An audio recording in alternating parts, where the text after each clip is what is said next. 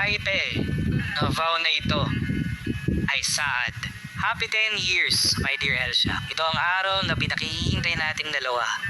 Sa dambana, sa harap ng dakilang lumika, sa ilalim ng mga bituin at itim na mga kortina, sa harap ng ating pamilya, kaibigan at madlang.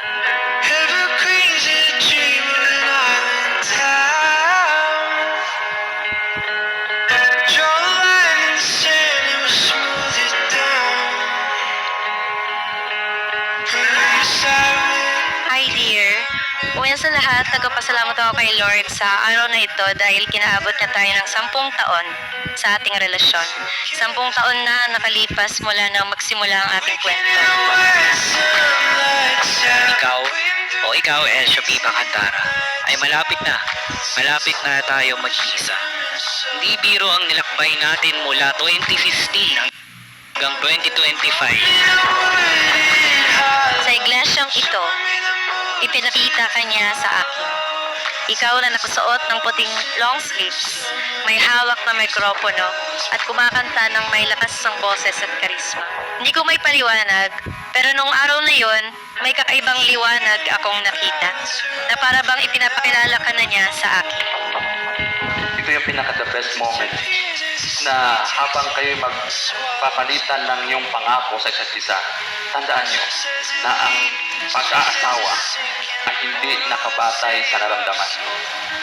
Nakabatay ito sa commitment, pangako, na sasamahan nyo ang isa't isa hanggang kamatayan. Amen? Thank you dear, dahil mula umpisa ng ating relasyon hanggang ngayon, nandito ka pa rin. At hindi lang ako sa iyo magpapasalamat, kundi pati na rin sa pamilya. I know with Papa's example, ganun ka rin. You will be a great husband and a great dad to your future kids.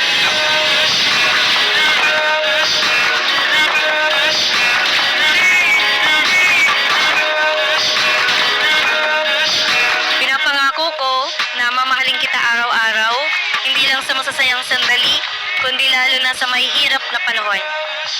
Pinapangako ko na magiging kasama mo ako sa bawat hamon ng buhay, sa lungkot, sa saya, sa tagumpay, at sa pagkabigo.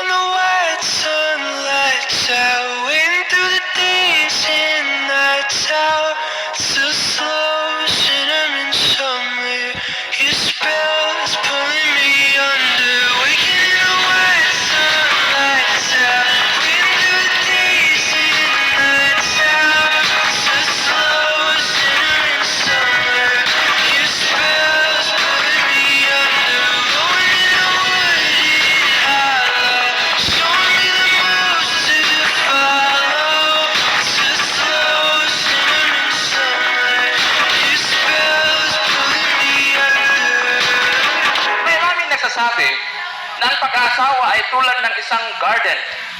Dapat mong diligan upang tutubo at upang lalago.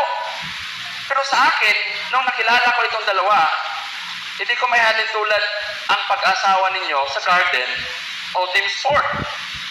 Ihalin tulad ko sa isang road trip.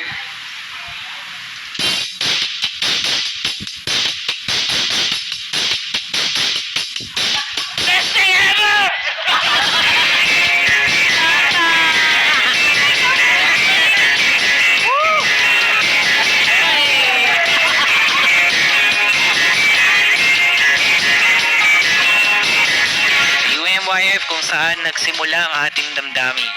Hindi lang tayo itinaghana bilang kaibigan, kundi bilang magkasangga, magkaramay, at magmamahalan, katulad ng bituin sa kalangitan.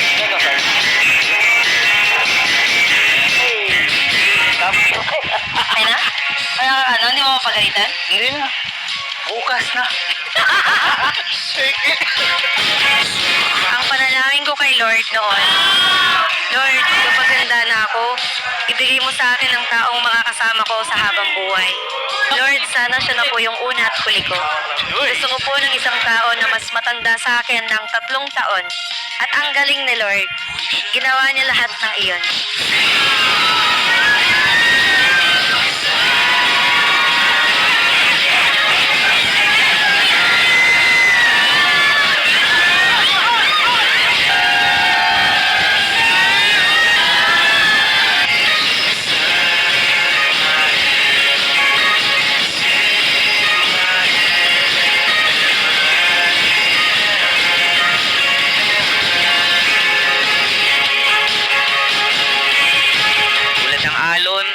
dalampasigan na hindi kayang pag-iwalayin, tulad ng buwan at mga bituin na magkasabay sa paglumi, tulad ng melodiya sa isang walang hanggang awitin.